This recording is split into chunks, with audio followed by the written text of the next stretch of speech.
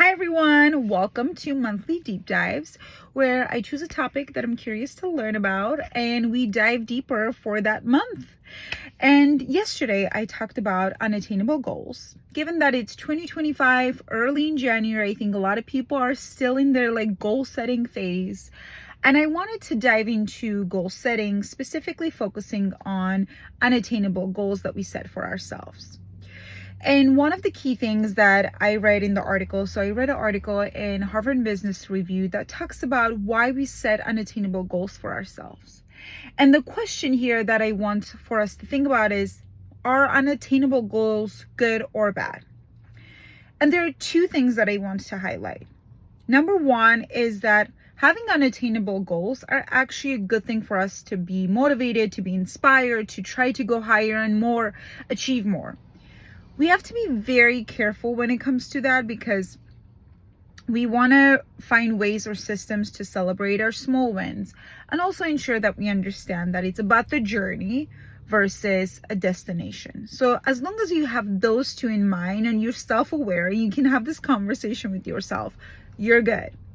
However, two that I want to highlight is that when we have unattainable goals, when we are evaluating ourselves, have we achieved it, have we not, all of a sudden, those unattainable goals, when not achieved, we start having more of this self-fulfilling prophecy conversations. We start thinking all of this negative thoughts and thinking about maybe next year will be better. So there's this cycle that we go through. And that was more of a 2A, that it can be the negative aspect of having two aspirational goals. But 2B, so section B of that point, is that the article mentioned about false hope syndrome, which is where we start misaligning why we were unable to reach the goal. So the misalignment comes in, for example, if you didn't get the grade that you wanted, it was because of the bad professor, or maybe the assignment was boring, or maybe you were in distracting relationship.